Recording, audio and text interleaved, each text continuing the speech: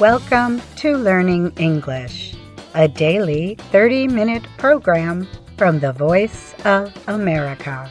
I'm Katie Weaver. And I'm Mario Ritter Jr. This program is designed for English learners, so we speak a little slower and we use words and phrases especially written for people learning English. Coming up on the show, Brian Lynn brings us the Science and Technology Report. He tells about some of the products featured at CES, the Consumer Electronics Show in Las Vegas, Nevada. We also hear stories from Andrew Smith and John Russell. We close the show with the lesson of the day. Now, here's Andrew Smith. Greenland is the world's largest island and a self-governed territory of Denmark. About 57,000 people live there, mainly along its coasts. Most of Greenland lies north of the Arctic Circle under thick sheets of ice. The island plays a large part in the weather experienced by billions of people every day and in climate changes around the planet, experts say. American President-elect Donald Trump is expressing interest in buying Greenland from Denmark. He said something similar during his first term in office as well. The United States has a large military base on the island. Geologists say Greenland has huge amounts of oil and natural gas below the ice, and valuable elements known as rare earth minerals. Rare earth minerals are needed in communication technologies, including phones. Most of these resources are trapped under Greenland's ice. However, warming temperatures in recent years have increased melting on the island. As more ice melts, some of these resources may become easier to reach. Jeff Dabelko is a security and environment professor at Ohio University. He thinks other countries are becoming interested in Greenland because China is currently the supplier of more than half of the world's rare earth minerals. From 1992 to 2020, Greenland lost an average of 169 billion metric tons of ice each year, with losses reaching 444 billion metric tons in 2019. Mark Cerise is director of the National Snow and Ice Data Center in Boulder, Colorado. He told the Associated Press that melting from Greenland will be a central issue through the 21st century. That is because melting ice adds to rising sea levels. Cerise noted that the amount of melting will likely increase in the future. Greenland also serves as the engine for an important ocean current that influences Earth's climate in many ways, including storm activity. The current is called the Atlantic Meridional Overturning Circulation, or AMOC. The current is slowing down because more fresh water from Greenland's melting ice is entering the ocean, Cerise said. A shutdown of the current could lead to long-term freezes in Europe and parts of North America.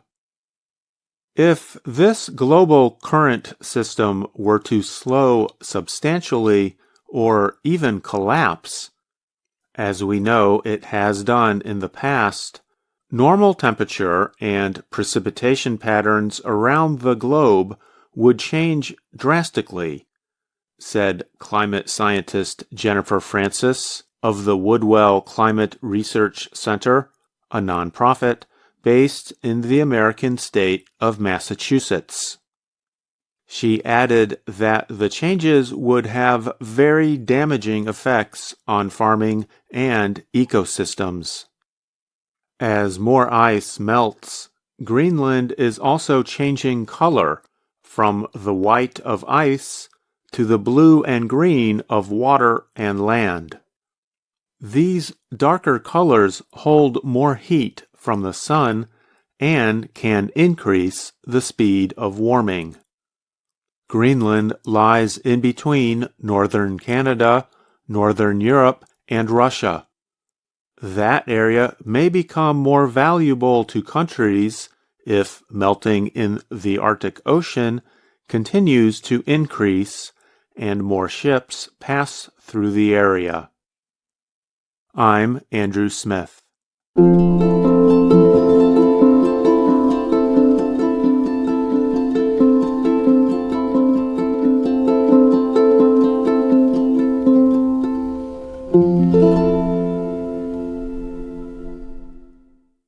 A spacecraft recently sent back some of the best close-up pictures yet of the planet Mercury's North Pole. The European and Japanese robotic explorer went as close as 295 kilometers above Mercury's night side before passing directly over the planet's North Pole. The European Space Agency, ESA, released images that show craters with deep shadows on our solar system's smallest planet. ESA noted that the edges, or rims, of the craters called Prokofiev, Kandinsky, Tolkien, and Gordimer create permanent shadows. As a result, these unlit craters are some of the coldest places in the solar system, even though Mercury is the closest planet to the Sun. Cameras also took images of neighboring volcanic plains, known as Borealis Planitia.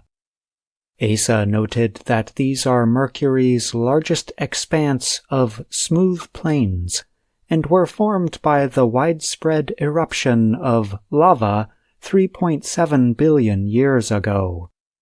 Also appearing in the images released by ESA is Mercury's largest impact crater, the Caloris Basin, which covers more than 1,500 kilometers.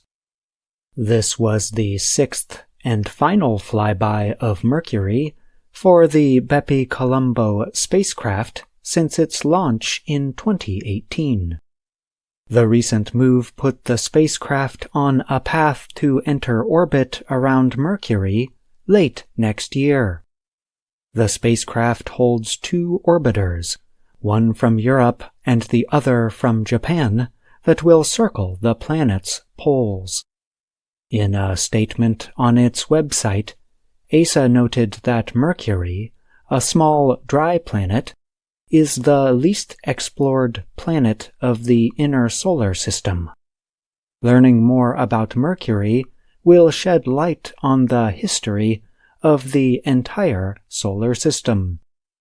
The spacecraft is named for the late Giuseppe Bepi Colombo, an Italian mathematician. Colombo played a part in NASA's Mariner 10 mission to Mercury in the 1970s and, 20 years later, in the Italian Space Agency's special satellite project that flew on the U.S. Space Shuttle. I'm John Russell.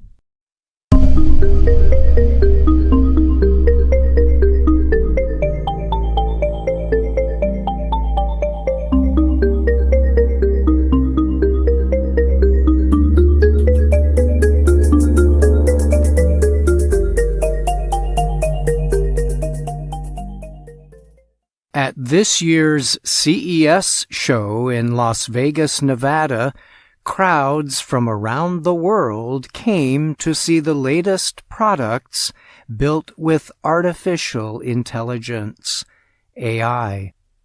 CES is produced by the Virginia-based Consumer Technology Association. It presents the latest electronic product offerings or features targeting consumers. More than 138,000 people attended the event, which ended last weekend. More than 4,000 companies presented products at CES 2025. Here is a look at some of the top products shown at this year's 2025 show. CES is historically an event at which large electronics manufacturers introduce their latest and greatest televisions. This year was no different. South Korean TV makers LG and Samsung both announced new smart models with built-in AI tools. Others, including Japan's Panasonic and China's Hisense and TCL, also released TV models with new AI tools. Korean manufacturer LG said its latest models are equipped with AI technologies designed to autonomously improve picture brightness, sharpness, and sound quality. The AI improvements are powered by the company's own A11 processor technology. LG also announced new updates for its Magic Remote Device controller, saying new AI tools were added to provide more detailed search and interactive possibilities with users. Samsung introduced a system called Samsung Vision AI for its line of OLED and QLED TV models. The company said the AI tools are meant to turn the TVs into more intelligent, assistive devices and to help simplify and enrich everyday living for its users. One example is a feature that permits users to click on different screen elements to receive immediate information about what they see. The company said another tool makes it possible to activate live language translations on screen. Several companies at CES introduced robotic transport vehicles designed to travel over many kinds of surfaces or terrain. One model was built by Kubota, a Japanese maker of farm and building equipment. The company demonstrated how the KATR four-wheeled robot uses hydraulics to control the vehicle's four legs independently. This design seeks to keep the robot secure and level even when working on hills or in rocky areas. Kubota says the vehicle, which is able to carry loads up to 240 kilograms, is small enough to be transported in most pickup trucks. Chinese developer Unitree Robotics showed off a dog-like robot model called Go2. The robot was designed with a series of cameras, sensors, and AI tools. The company says this permits Go2 to make smooth movements and automatically follow its owner. It is able to carry small loads on its back and can also be used in security operations involving businesses or individuals. Demonstrations at CES showed Go2 doing tricks like standing on two legs, dancing and giving high fives to visitors. The company produces several other dog-like models, as well as humanoid robots. The latest flying car designs are also a yearly favorite at CES. But this year, Chinese automaker XPeng took its presentation a step further by introducing a combination truck and flying vehicle. The company calls the system a land aircraft carrier. It includes a large transport van with enough space to transport a vertical landing flying vehicle inside. The idea is for users to be able to launch the flying vehicle from anywhere the van can go. The flying car is fully autonomous and can carry 2 people at a time. Chinese media reported the company, which also offers several traditional vehicles on its website, plans to sell the combination for about $300,000. XPeng said it will aim to increase production for all its vehicles in the coming year. California-based Aptera Motors demonstrated a new electronic vehicle model with a built-in charging system.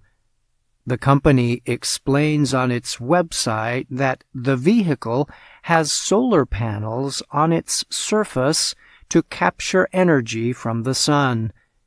When charged this way, Aptera claims the car can travel up to 64 kilometers in a single day without being plugged into a power source. On a full charge, the company says the vehicle can travel up to 640 kilometers. Japanese drink producer Kirin Holdings introduced a new product that aims to strengthen or enhance the taste of salt in food products without increasing the amount of salt. The spoon-shaped device uses electricity to increase saltiness. The company says the tool, which can be taken anywhere, sends a weak electric current through the top of the device to food. French electric sports equipment maker SQ Motors presented an all-terrain electric board that can move on roads and snow. The company calls its invention the Stern Board. It is a 3-wheeled board with an electric motor in the back. First designed to be an electric skateboard, a version was developed to move on snow.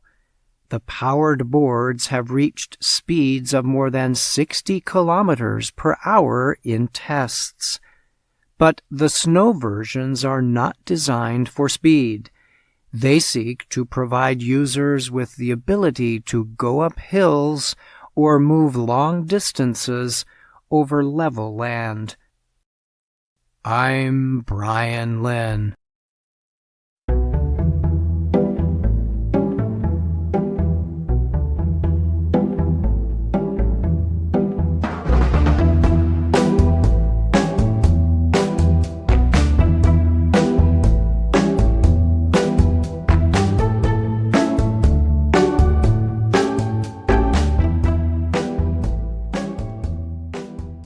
Hello, my name is Anna Mateo. And my name is Jill Robbins. And I'm Andrew Smith. You're listening to the Learning English podcast. Welcome to the part of the show where we help you do more with our series, Let's Learn English. The series shows Anna Mateo in her work and life in Washington, D.C. Today's lesson has 3 parts. First, you will hear and repeat a few informal expressions Anna uses that are very common in American English. Next, you will hear Andrew and me having a native speaker conversation. Third, you'll get to practice hearing and listening to phrases that begin with the word what. We have a lot to do in today's lesson, so let's get started. Here's Anna in Lesson 19, when she learns that she is going to make a new TV show. I have a new assignment for you.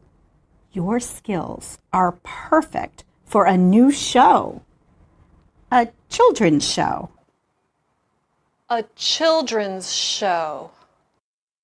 That is awesome! When do I start? You start next month. Start thinking of ideas for the show.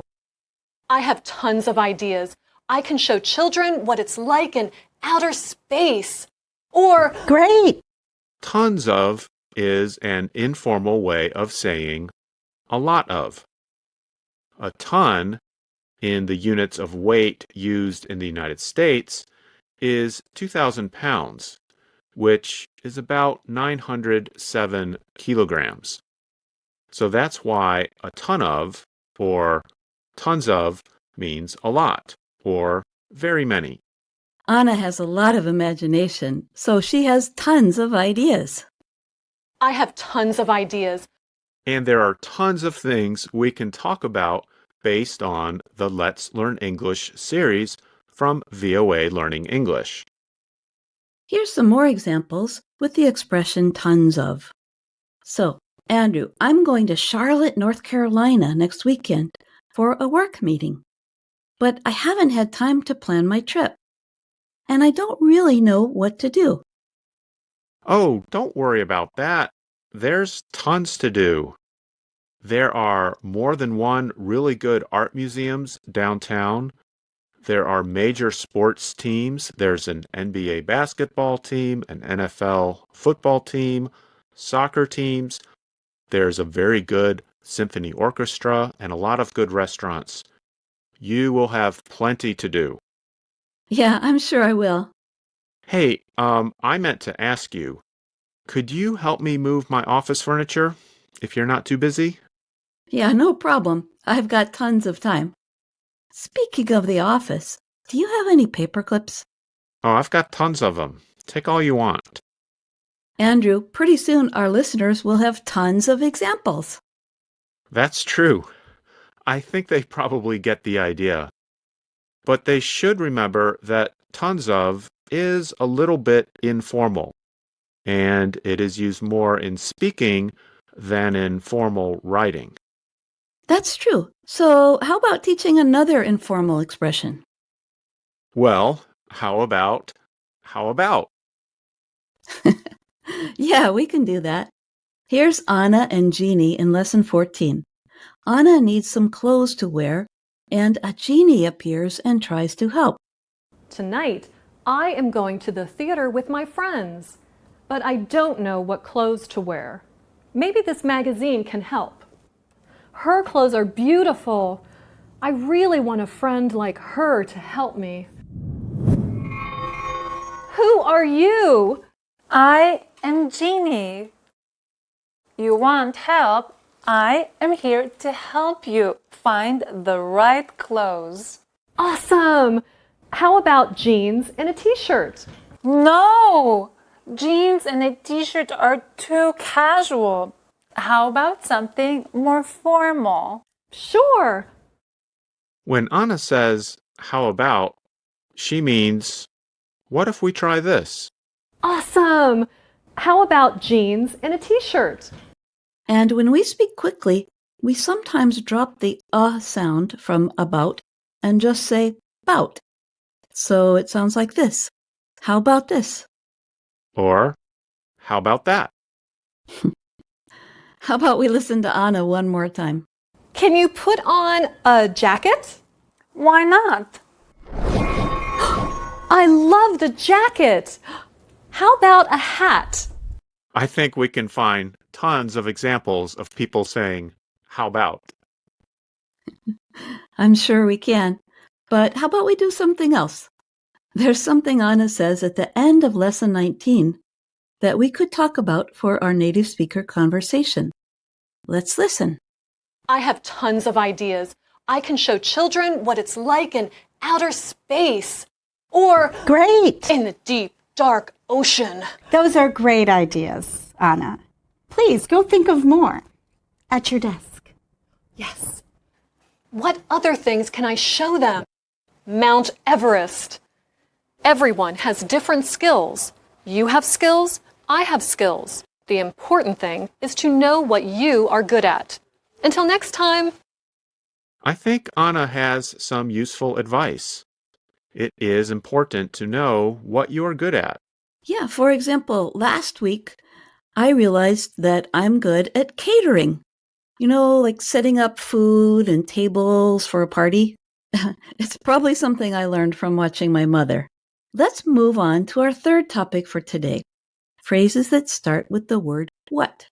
Grammatically, these are called noun clauses. But you don't have to worry about the name. Just listen to the word order.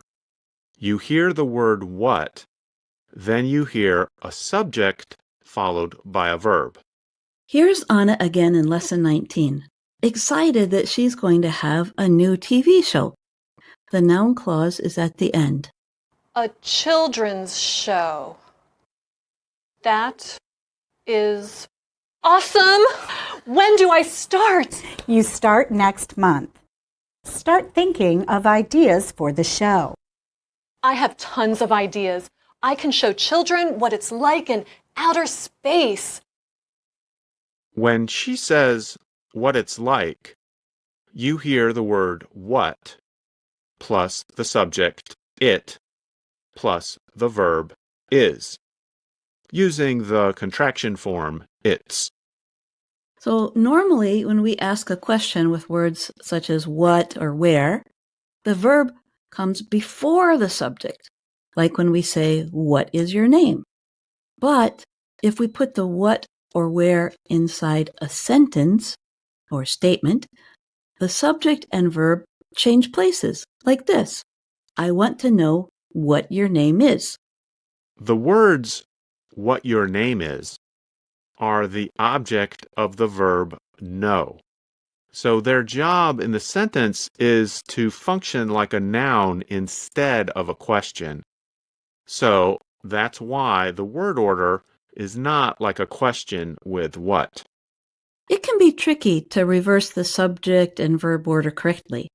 But don't worry, we're going to give you tons of examples. I can show children what it's like in outer space. And how about these examples? I can show you what I want. I can show you what I need. I can tell you what I think. I can tell you what I see. You can show me what you want. You can show me what you need. You can tell me what you think. You can tell me what you see. I can tell you what to do. I can tell you where to go. You can? Yes, I can. Go ahead. Tell me some more. I can tell you what time it is. I can tell you what the weather is. I can tell you what my cat likes to eat. I can tell you where my cat likes to sleep. I can tell you what it's like to watch the moon and stars at night. I can tell you what I want. I can tell you what I need. But I can't tell you what to do because that's really up to you. You know, I think that's true. You can't tell me what to do, but you can give me some good advice. Well, here's some advice for our listeners.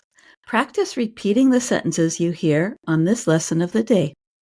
And use the Let's Learn English series to find many more examples of things you can learn to say. That is some good advice. We hope you've enjoyed today's lesson of the day on the Learning English podcast. I'm Andrew Smith. And I'm Jill Robbins.